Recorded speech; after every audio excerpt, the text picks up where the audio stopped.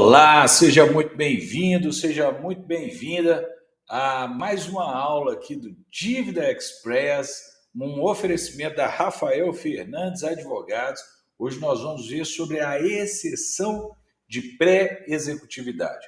Você que é advogado, advogada, que é um estudante de direito, que é um entusiasta do direito ou um empresário, alguém que está enfrentando dívidas, enfrentando ações judiciais, você precisa conhecer a exceção de pré-executividade, que pode ser o remédio processual adequado para te socorrer e servir como uma defesa eficaz para o seu direito, tá bom? Então vamos lá, porque a matéria é super interessante, é uma construção doutrinária, né, criada aí há muito tempo e aceita hoje pelos nossos tribunais como uma defesa processual relevante no interesse dos devedores, principalmente quando a gente identifica vícios no título ou vícios ali na instrução processual, né, o que nós chamamos muitas vezes de questões de ordem pública. Tudo isso nós vamos ver aqui nessa aula magna,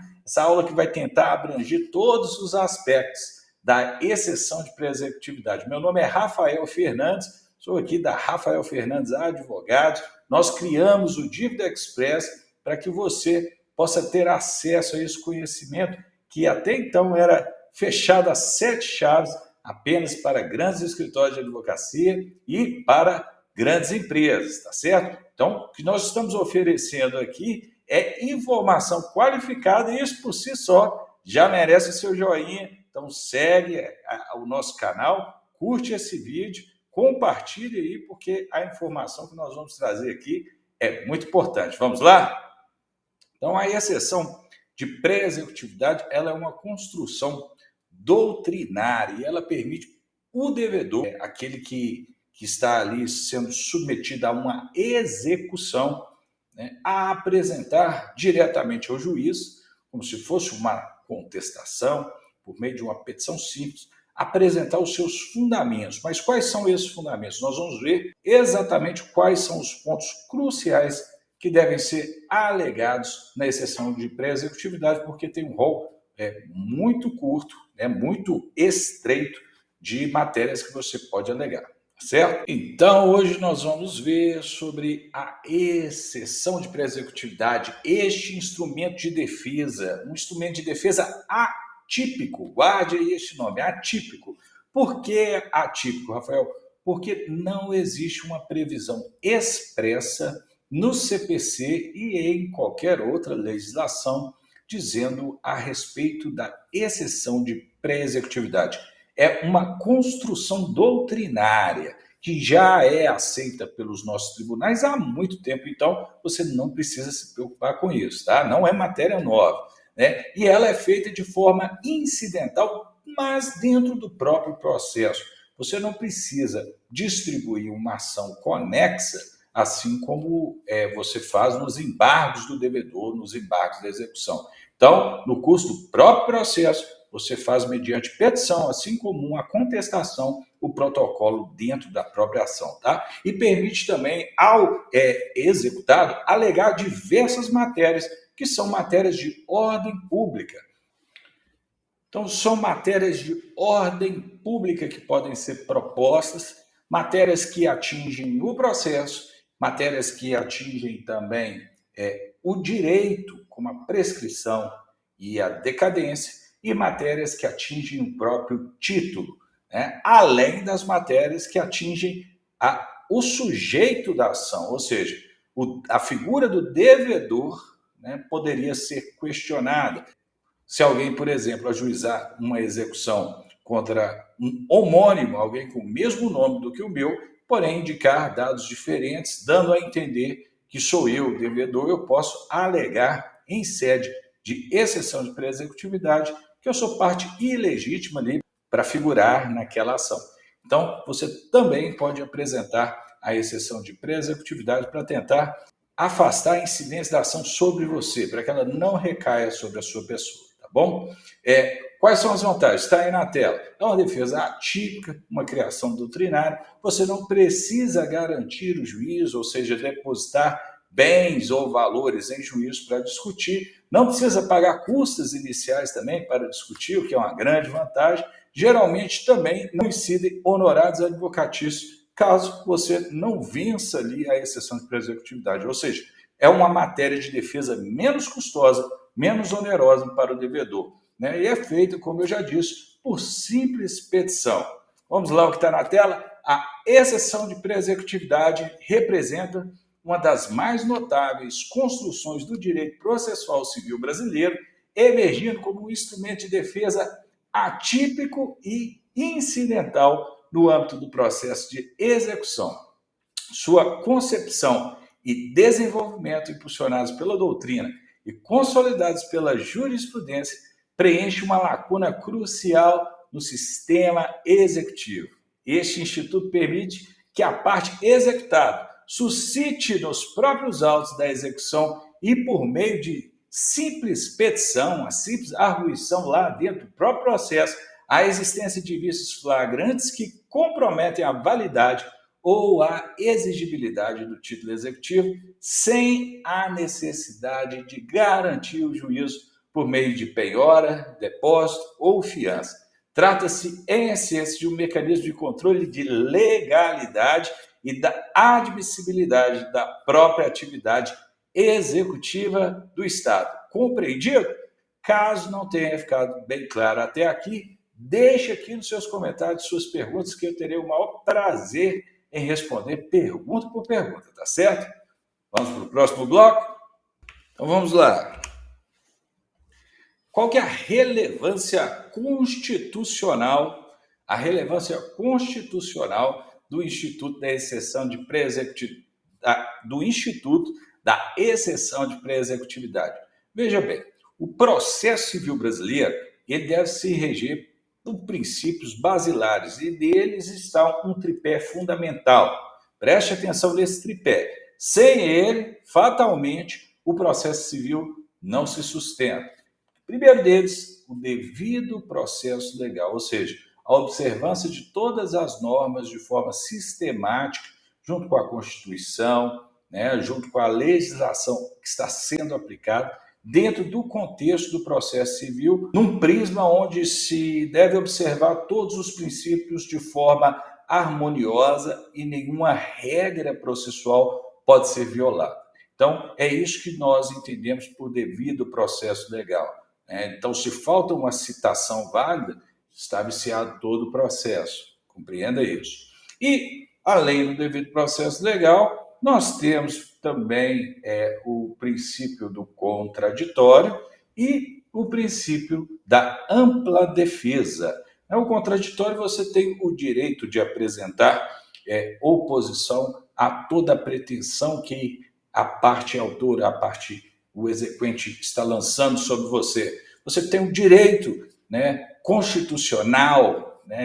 Então nós temos aí na previsão no artigo 5º, se não me engano, no inciso 54, a previsão de que você tem o direito de se defender. Está aí na tela, ó, devido processo legal. Artigo 5º, inciso 54, da Constituição Federal garante que ninguém será privado dos seus bens sem o devido processo legal. Então, você que é devedor, se o processo tiver falhas, se tiver erros no processo, no procedimento, você não pode ter os seus bens penhorados e não pode ter suas contas invadidas pelo sistema judiciário brasileiro. Você tem um direito de defesa.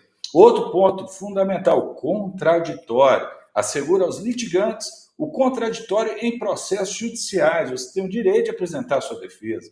E a ampla defesa garante a mais ampla defesa por todos os meios de recurso a ela inerente. Então, você tem o direito de apresentar, por meio da exceção de pré-executividade, você tem o direito também, em conjunto, apresentar embargos do devedor, tem o direito de recorrer, apresentar embargos declaratórios, agravo de instrumento, apelações, em suma, todo tipo de recurso lhe é permitido apresentar para a garantia dos direitos fundamentais que estão previstos ali na Constituição, no artigo 5º. Então, existe essa proteção constitucional que lhe garante o amplo direito de defesa, contraditório e devido processo legal.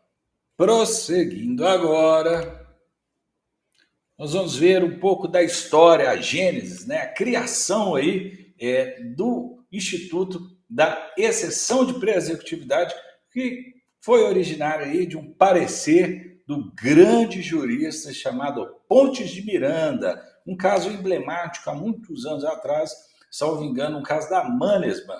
Foi em 1966, ele elaborou um parecer demonstrando que os títulos executivos naquela ação tinham sido fraudados, tinham sido manipulados, razão pela qual não estaria sujeito ali a empresa, a devedora, à apresentação de embargos que naquela época deveria ser depositado todo o valor da dívida como garantia da discussão. Imagina uma ação bilionária, você ter que depositar bilhões para exercer o seu direito de defesa e contraditório, o que seria incoerente. Então, no parecer de Pontes de Miranda, ele registrou que em casos semelhantes, em casos como este, em que você tem nítido ali, sem a necessidade de maior dilação probatória, você sem a necessidade de chamar testemunhas, fazer um laudo pericial, né, estando evidente que existe uma fraude, uma falsificação grosseira, uma adulteração, falta de assinaturas, falta de elementos ou requisitos necessários para o título, você pode e deve alegar na primeira oportunidade, sem a necessidade de entrar com os embargos do devedor, tá certo? Então foi uma construção doutrinária criada lá em 66 por Pontes de Miranda. Então a gente vê aí que, diante de um problema, Pontes de Miranda, por meio de seu parecer, criou uma solução jurídica que hoje beneficia todos nós que somos operadores do direito, de certa forma, hoje somos extremamente beneficiados por meio desse parecer que deu início, foi a semente para a criação doutrinária e hoje aceita pela jurisprudência da teoria que permite que você alegue questões de ordem pública diretamente no processo e aqui na execução por meio da exceção de pré-executividade. Ou seja, diante de títulos falsificados, a exigência da garantia não seria um pré-requisito necessário e obrigatório, porque poderia afastar o exercício do direito da ampla defesa e do contraditório quando a gente vê flagrantemente violado o devido processo legal, aí os documentos que instruíam uma ação, por exemplo. Ali estaríamos diante de uma injustiça flagrante e essa solução inovadora traz para a gente aí a possibilidade de arguirmos esses fatos ou essas questões jurídicas diretamente no processo mediante uma simples petição. Então vamos adiante. Então. Vamos ver o conceito e a natureza jurídica da exceção de pré-executividade.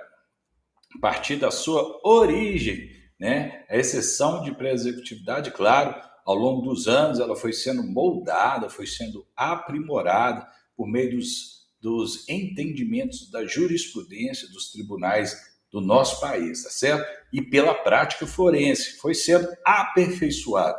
Então, a gente aqui precisa entender essa definição da exceção de pré-executividade como meio de defesa incidental e atípico.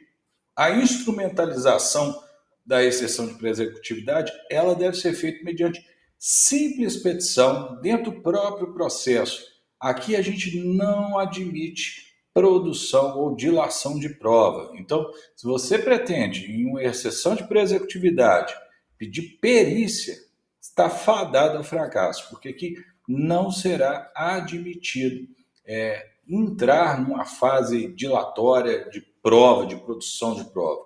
Não, aqui a prova deve ser pré-constituída dentro do próprio processo, ou seja, você olhando para os documentos juntados pelo próprio autor, você já deve ser capaz de apontar ao juiz onde estão os erros e os vícios flagrantes ali que fulminam fatalmente aquela execução, tá certo? O objetivo da exceção de pré-executividade é justamente este, alegar esses vícios que afetam a existência e a validade do processo executivo, ou seja, a execução ela está fadada ao fracasso por conta desses erros cometidos, seja pelo exequente, seja pelas falhas existentes ali no título executivo que ele apresentou, tá certo?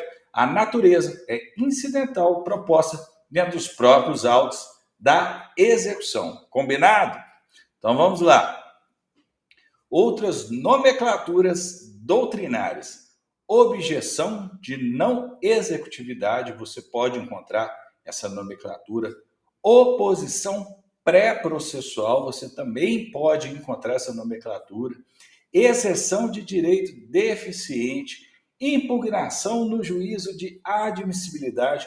Todos esses nomes também são utilizados, porém, o nome mais comum, mais utilizado é a exceção de pré-executividade ou objeção de pré-executividade, tá certo? Vamos lá? Então, vamos lá, vamos adiante.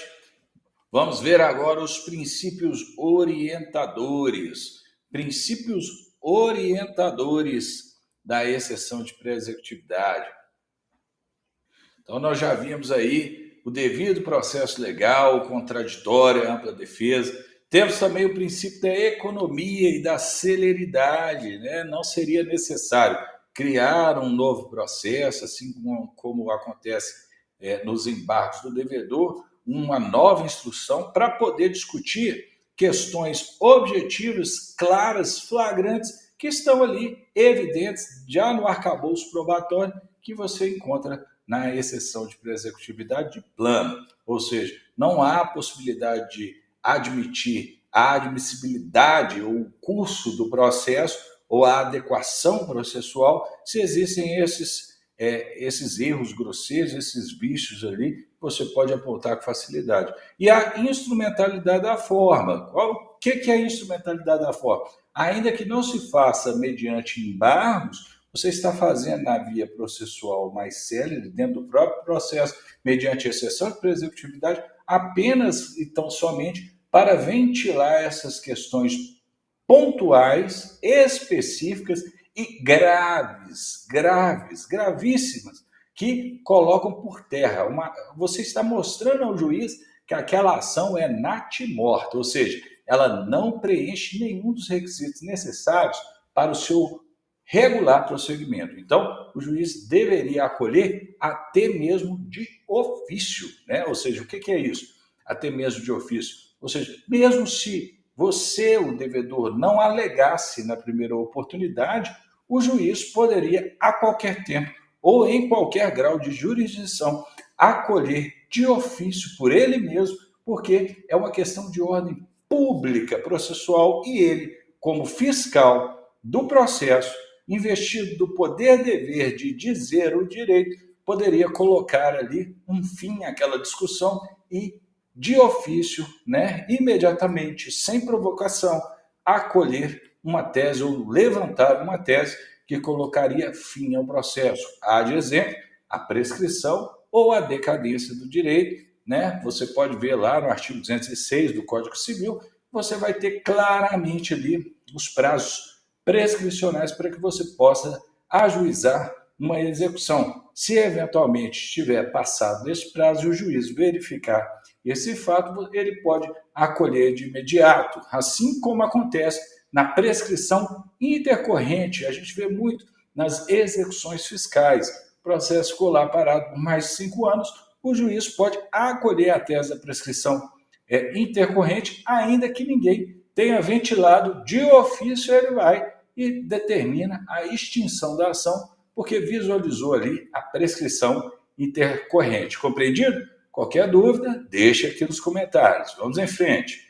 Então, vamos em frente, né? Como a gente já disse, não existe uma previsão legal expressa para a exceção de pré-executividade. Se você pegar o CPC e folhear ele, você não vai encontrar exceção de pré-executividade. Se você for lá no Jus Brasil, lá no CPC, abrir e der um localizar e procurar esse termo, você não vai encontrar mais. No artigo 803 do CPC, você vai ver lá quais são os pré-requisitos para ajuizar uma execução. E lá diz que se o juiz, a requerimento da parte, né, e ainda que não tenha embargos à execução, ele pode, a qualquer tempo, está lá no parágrafo único, ele pode acolher em qualquer tempo questões ali para a extinção da execução. Então, há hoje no novo CPC, né, a gente fala novo, mas é de 2015, nós já estamos aí para mais de 10 anos do CPC,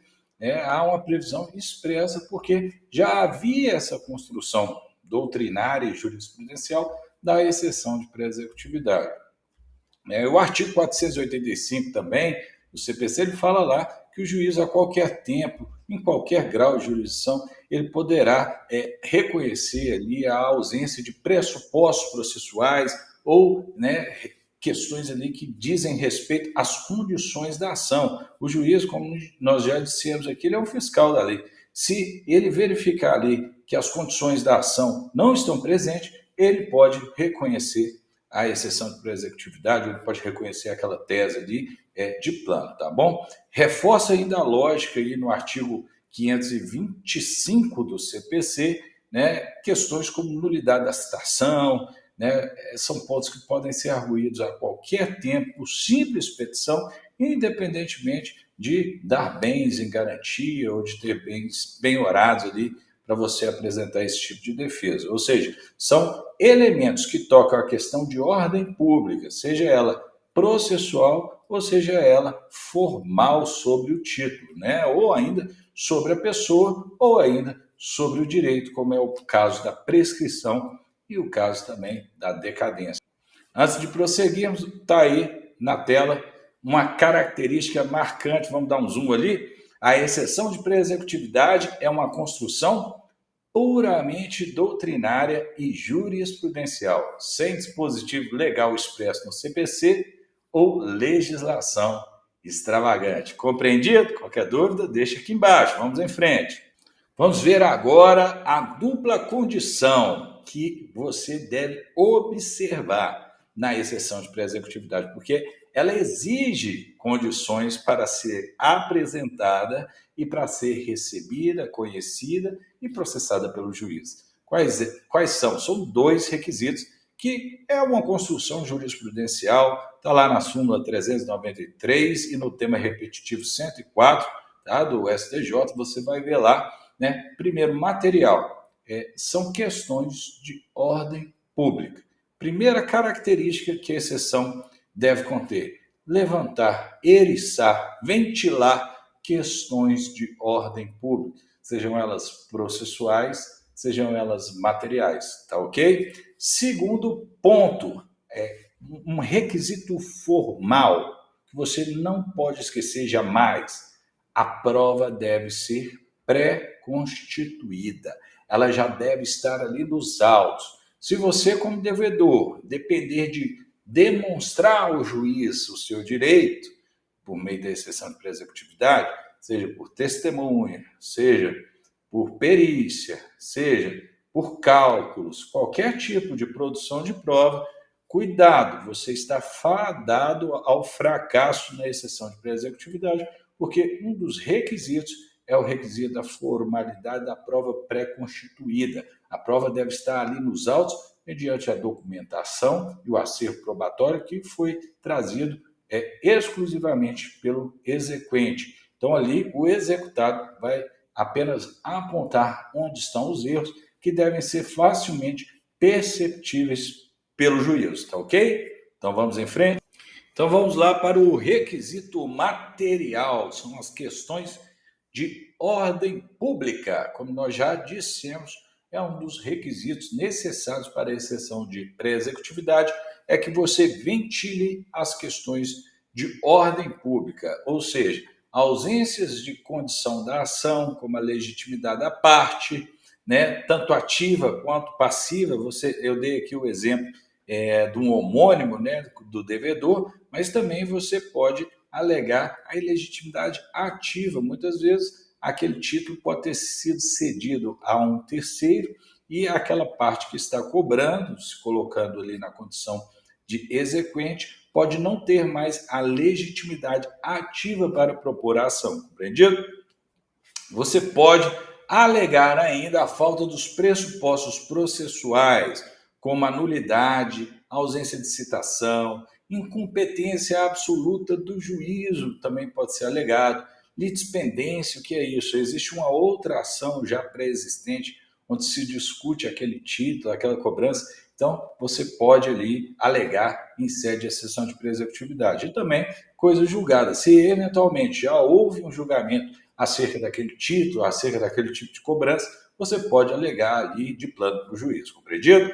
Você ainda pode alegar as nulidades absolutas do título, questões que afetam a própria executoriedade do título, como ausência de certeza, liquidez e exigibilidade. Certeza, liquidez e exigibilidade. Nós vamos ver um bloco específico sobre esses três elementos que são essenciais em toda arguição que você for utilizar nas suas exceções de pré-executividade. Combinado? Agora nós vamos ver sobre os requisitos formais da prova pré-constituída. Como eu te falei, você deve ter este cuidado de, ao propor, ali, ao apresentar a exceção de pré-executividade, ter a ciência de que você não pode e não deve requerer a produção de provas. Não há uma dilação probatória na exceção de pré-executividade. É uma via estreita onde as provas já estão nos autos e foram trazidas pelo próprio exequente. Então, o que você tem que fazer ali como devedor é mostrar ao juiz as provas que o exequente trouxe e apontar aquelas provas para o juiz onde estão os erros, onde estão as imperfeições formais que fulminam aquele título ou a não observância de requisitos, como, por exemplo, o prazo necessário para a propositura da ação, que violam o processo. Então, você tem vícios que tocam o título e vícios que tocam a propositura daquela ação, daquela execução, que não poderia ter sido proposta porque violou um dos princípios ou uma das regras, requisitos previstos no CPC. Combinado? Então, requisito formal, prova pré-constituída, né? Por exemplo, você fez o pagamento, já fez o pagamento daquela dívida, está sendo cobrado novamente, aí você pode juntar a cópia do Pix, o extrato da transferência, da TED, né? A chancela do pagamento feito direto do caixa, qualquer tipo de comprovante de pagamento, você pode mostrar ali para o juiz, tá ok? Aí sim é cabível a demonstração por meio de um comprovante, tá? Mas não é cabível ali, por exemplo, você falar em falsidade da assinatura, falsidade do documento, onde necessariamente deveria se chamar uma perícia, ou ajuizar um incidente de declaração de falsidade documental, né? Então, nessa via processual, nas estreitas vias ali da exceção de pré-executividade, você não pode criar a demanda de uma dilação probatória, porque ali você acabaria pondo fim à sua própria exceção, tá bom? E o que é dilação probatória? Vamos lá na tela? Realização de perícias, oitiva de testemunha, expedição de ofícios para obtenção de informações e outras diligências investigativas. Esse tipo de prova você não pode requerer na exceção de pré-executividade, combinado? Então fica aí a primeira dúvida, né? Rafael, você disse que a prova deve ser pré-constituída, mas você acabou de falar que se eu tivesse feito o pagamento, eu poderia juntar o comprovante do Pix, o comprovante da TED, da transferência bancária, sim. Veja bem, isso é uma construção jurisprudencial, como nós já vimos aqui. Não há uma previsão expressa na legislação, no CPC, é uma construção inicialmente doutrinária, que a jurisprudência foi acolhendo ao longo do tempo. O novo CPC de 2015 já começou a prever ali a possibilidade do acolhimento dessas questões de ofício, questões de ordem pública. Então, agora, nós passamos aí por algumas decisões, um paradigma está aí na tela, é o RESP 1.912.277, né, da terceira turma do STJ, e uma nova orientação que a cada vez mais vem sendo consolidada, que é a possibilidade de complementação de prova, desde que seja uma prova pré-constituída, tá? Que é isso? O comprovante de pagamento, por exemplo. O comprovante, por exemplo, de uma novação. O que é uma novação? Olha, sim, eu tenho um contrato, eu tinha um compromisso de pagar no dia 15, porém, eu encomendei novas mercadorias e nós repactuamos a data do vencimento e a forma do pagamento. Então, nós fizemos um segundo contrato, ou um aditivo contratual, então operou-se a novação, ou seja, não se pode interpretar aquele antigo contrato isoladamente, sem analisarmos o novo contrato, porque foram novadas, ou seja, houve uma inovação nas obrigações e na forma do pagamento. Então, você pode trazer comprovante de inovação, comprovante de quitação, comprovantes de renúncia, perdão ou quitação, todo esse tipo de comprovantes, desde que sejam provas pré-constituídas, você pode sim juntar aos autos, combinado? Veja aí na tela um exemplo, né? Por exemplo, se o executado alegar que foi retirado da sociedade ou que houve uma cisão, etc., você poderia ali, em tese, juntar o contrato, né, o termo ali da alteração do contrato social para demonstrar que houve uma alteração no quadro societário daquela empresa, que aquela empresa não mais responde, né, que houve uma cisão, que houve uma modificação significativa ou substancial do quadro societário. São questões práticas que você também poderia ventilar desde que você tivesse essa prova pré-constituída nas alterações dos contratos sociais da empresa que está sendo submetida à execução, ou seja, a empresa executada passou por uma cisão, fusão, transformação ou uma alteração substancial no quadro societário e você, como devedor, fiador, né, poderia ali apresentar uma defesa técnica objetiva apenas e tão somente lastreado nesses documentos que já estavam ali registrados na junta comercial. Vamos em frente? Então vamos em frente aí com as hipóteses de cabimento e as matérias arguíveis ali em exceção de pré-executividade. Vamos lá. Vícios transrescisórios, né? São nulidades no título, ausência dos pressupostos processuais, faltas de condição da ação, tudo isso nós já vimos aqui, né? Nós temos também a suspensão da exigibilidade, seja por uma moratória, um parcelamento, causas suspensivas do crédito, novações, repactuações, tá bom? Prescrição e decadência são causas extintivas da pretensão e do direito que podem ser reconhecidas pelo juiz até mesmo de ofício. E temos também o pagamento, que pode se dar por meio da quitação, seja ela integral ou ainda que parcial, desde que seja substancial, pode sim pôr fim ali à execução, porque ali você retiraria a liquidez, a certeza e a exigibilidade do título a teor do que prevê ali o artigo 803, inciso 1º do CPC, tá bom?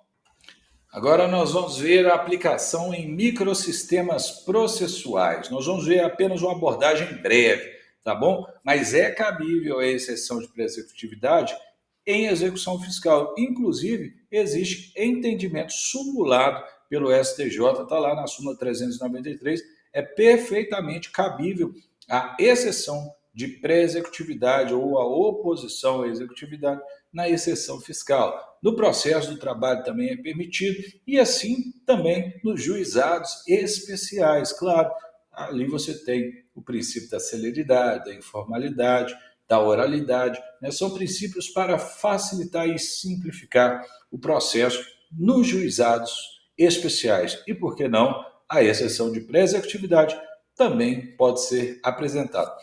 Na execução fiscal, cumpre aqui a gente ressaltar o que está ali nas matérias comuns, né? Nulidades da certidão da dívida ativa, ou seja, a CDA, mais uma vez, não preenche os requisitos previstos na lei. O CTN determina ali exatamente os requisitos que deve ter no lançamento, né? A autoridade administrativa fiscal, ela tem a obrigação de observar plenamente todos os requisitos ao lançar uma CDA, ou seja, ao constituir a dívida ativa, ela deve qualificar a parte, colocar o CPF, o endereço, etc.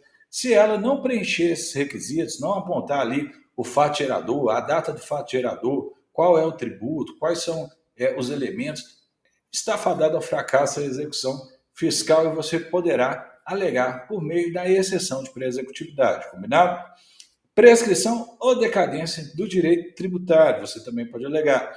O pagamento do débito ou o parcelamento do débito, que é muito comum, né? Hoje nós temos o refis, quantas execuções fiscais são propostas e você já está ali submetido ao refis, você já aderiu ao refis, você pode alegar em sede de exceção de pré-executividade. E ainda a ilegitimidade passiva do executado, e dizer não, este título aí, essa cobrança fiscal que está sendo lançada sobre mim, não recai sobre mim ou a minha empresa, e sim sobre outro, né? Então você vai ter que ter ali prova pré-constituída para alegar essas hipóteses, tá bom? Então vamos aqui apenas recapitular e ver um panorama geral de como é a tramitação da exceção de pré-executividade. Então você recebe a citação, combinado? Você está lá na sua empresa, recebe a citação, vem o oficial de justiça até a sua empresa, você recebe, assina, aquela citação vai ser juntada aos autos, né? O oficial, no meio da secretaria, vai juntar no processo a cópia da assinatura do recebimento. A partir dali, começa a correr o prazo para a apresentação dos embargos e você também pode apresentar a exceção de pré-executividade. Só que olha que legal, a exceção de pré-executividade ela pode ser alegada a qualquer tempo. Então, ainda que você tenha perdido o prazo dos embargos, você também pode apresentar a exceção de pré-executividade. Mesmo que já tenha se passado meses, você pode sim apresentar a exceção de pré-executividade. Então, se você está passando por uma série de execuções, a situação está difícil na sua empresa, você acha que não há mais a possibilidade de defesa, calma, procure um advogado especializado, porque certamente ainda há a possibilidade de apresentação da exceção de pré-executividade, tá certo? É uma petição simples, então lá no item 1, a apresentação, petição simples no próprio processo da execução, lá dentro dos autos, tá? Não tem custos processuais, não vai ter sucumbência, então por que você está parado aí? Né? Se você está nessa situação, tem que apresentar a sua exceção de pré-executividade, né? O juiz vai determinar depois a intimação do exequente, né, daquele que está cobrando a dívida, para que ele venha ao processo também apresentar a sua manifestação, a sua defesa com relação às alegações que você colocou ali na exceção de pré-executividade, né? Então, ele, por meio da impugnação, pode apresentar essa resposta sobre suas alegações. Aí depois o juiz vai decidir, esse processo vai concluso, vai para a mesa do juiz, e o juiz vai decidir e vai colocar ali um ponto final nessa questão, seja acolhendo ou seja não acolhendo e determinando o prosseguimento da execução. Combinado?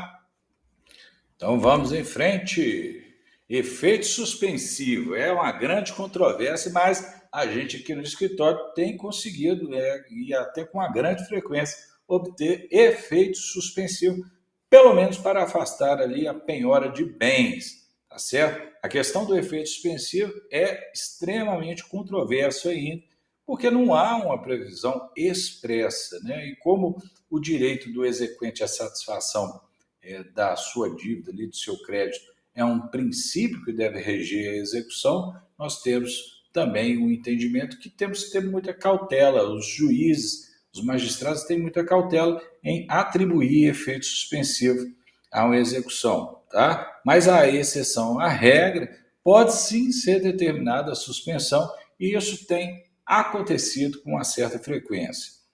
Até porque o que justifica, o que a gente justifica está lá no preenchimento dos requisitos ali, por exemplo, do artigo 300 do CPC, quando você vai antecipar os efeitos de uma tutela, o juiz ele deve estar atento ao poder geral de cautela, porque muitas vezes, se for determinada a penhora, a constrição de bens, se for atingir a conta ali do devedor, e há uma exceção de pré-executividade, onde há uma evidência muito grande do direito que você está levando à apreciação do juízo, por que ele determinaria o cumprimento dessas constrições se pode gerar uma lesão de grande e até de difícil ou improvável reparação ao direito do devedor. Então, se eu estou devendo, mas eu estou alegando que há um vício no título, esse vício é flagrante, o juiz consegue ver este plano, porém,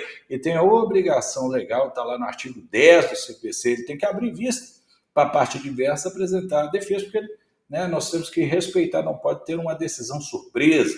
Nós temos o princípio da não surpresa do CPC, eu tenho que dar vista à parte contrária para que ela manifeste sobre a minha exceção de pré-executividade, para que ela apresente a impugnação.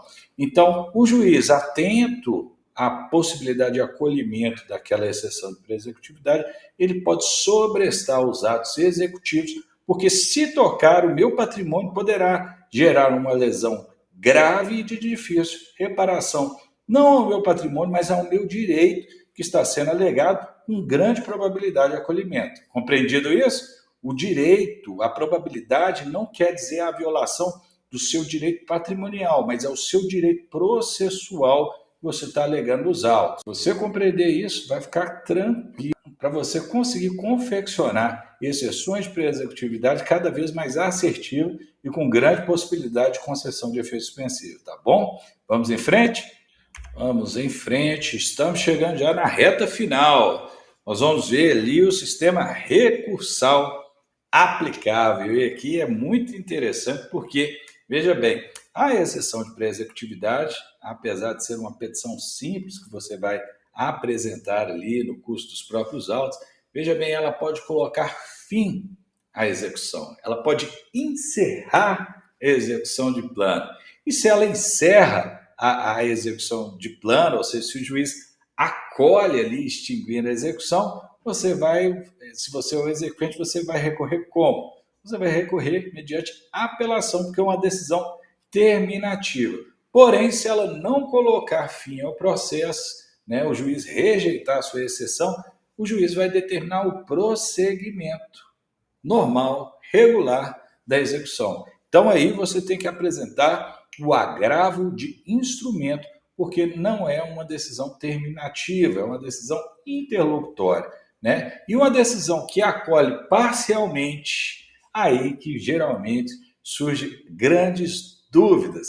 E existe sim uma certa construção doutrinária e jurisprudencial para ambos os sentidos. Mas veja bem, se acolheu parcialmente, mas não extinguiu a execução, o que temos aqui?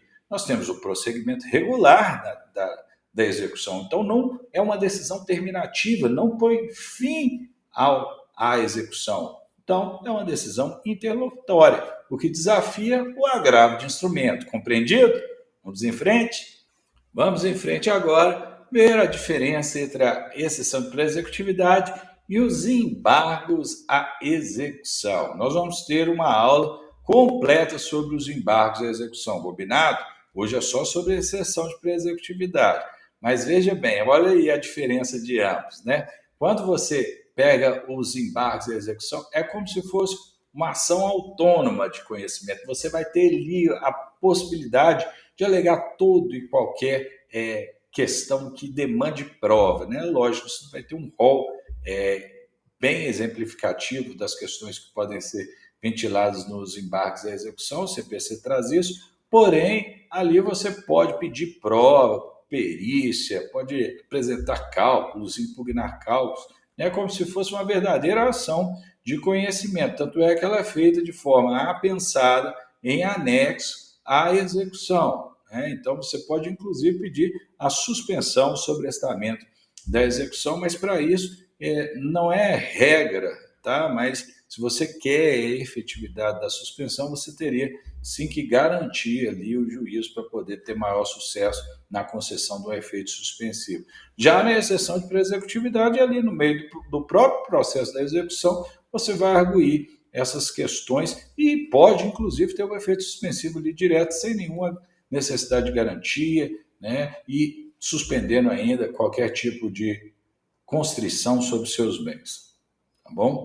Qual que é o prazo ali dos embargos à execução? O prazo é de 15 dias. E da exceção de pré-executividade, como eu disse anteriormente, mesmo se tiver passado aí meses, você pode sim apresentar a exceção de pré-executividade, porque são questões de ordem pública. Então, a qualquer tempo em qualquer grau de jurisdição, em qualquer ponto em que se encontre o processo, desde que você não pudesse ter alegado em um momento anterior, você alegou neste momento oportuno, você justificando e apresentando de forma fundamentada e razoável para o juiz, ele pode sim acolher, tá certo? Né? A exceção de presecutividade veda essa dilação probatória, essa produção de prova robusta, mas os embargos à execução se permitem. Então, muitas vezes também, se para a defesa do seu direito você for necessária a demonstração cabal, profunda, é recomendável que você entre sim e apresente os embargos à execução, compreendido?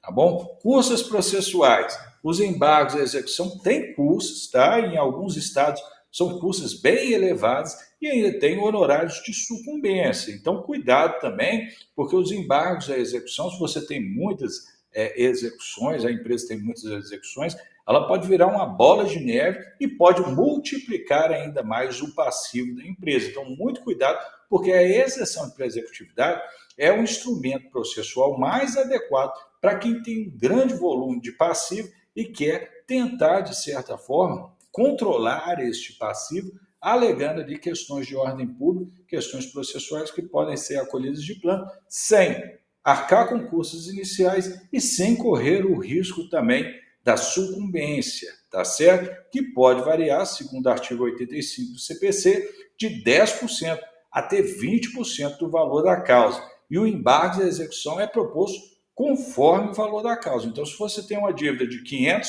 mil, por exemplo, uma execução contra você de R$500 mil, cuidado, porque ao entrar com o embargo da execução, você pode ser condenado, por exemplo, a 20% do valor daquela dívida nos embargos e mais, por exemplo, 20% do valor daquela dívida em sede da execução. Então, pode ter um encargo de 20% a 40% do valor total da dívida, se você embargar de forma indevida e de forma incauta. Então, muito cuidado. Busque conhecer profundamente a exceção de presecutividade para não correr esse tipo de risco e multiplicar, tornar ainda maior o seu passivo, tá certo? Nós ainda não acabamos, ainda temos que ver aqui a jurisprudência vinculante do STJ. Aqui vou fazer apenas uma observação bem ampla, tá? Depois, em uma outra aula, terei o maior prazer de entrarmos de forma profunda em cada um desses julgados e desses temas repetitivos.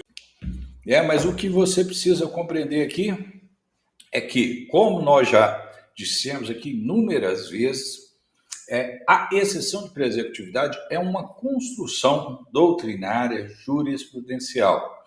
E quando nós falamos em uma construção jurisprudencial, o STJ, que é o fiscal da lei federal, nós estamos falando aqui do CPC, então acaba ficando a cargo do STJ essa atribuição maior de ser um pacificador e uniformizador da jurisprudência com relação à exceção de presecutividade, em especial diante do seu caráter processual. Então, nós temos a súmula vinculante 393, que diz lá, a exceção de presecutividade é admissível na execução fiscal relativamente às matérias conhecíveis de ofício e que não demandem a dilação probatória.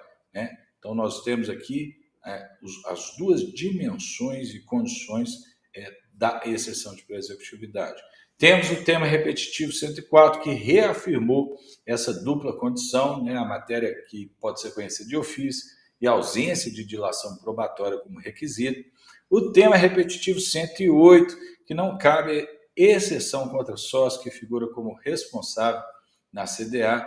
O tema repetitivo 961, que diz lá que é cabível honorários na exclusão do co-executado, o princípio da causalidade, ou seja, se você conseguir vencer uma exceção de pré-executividade retirando um co-obrigado, que às vezes foi um fiador ou foi colocado ali injustamente, injustificadamente no polo passivo da ação, você vai ser merecedor do recebimento de honorários de sucumbência, tá certo? O tema é repetitivo, 1229, fala lá que não cabem honorários na prescrição intercorrente, sim, né? Também, em virtude do princípio da causalidade, tem-se aí que, se for reconhecida a prescrição intercorrente, que poderia ser feita até mesmo de ofício pelo próprio juiz, então não teria a incidência dos honorários de sucumbência. E, por fim, ali o tema repetitivo 1265, que fala em honorários por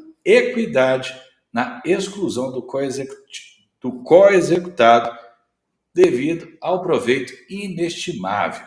Então, nós temos ali um tema repetitivo 1265. Veja bem, né, eu disse, se você venceu ali uma exceção de pré-executividade, teve a sua exceção acolhida, sua tese foi a vencedora, né, o juiz não vai fixar honorários a seu favor com base em 10% a 20% do valor total da causa, mas por equidade. Por quê? A retirada daquele co-obrigado não quer dizer que ele seria o responsável integral por toda a dívida. Então, esse é um tipo de construção doutrinária que até viola o artigo 85, mas é plenamente aceitável e já vem sendo aplicado há algum tempo pelos nossos tribunais, tá certo?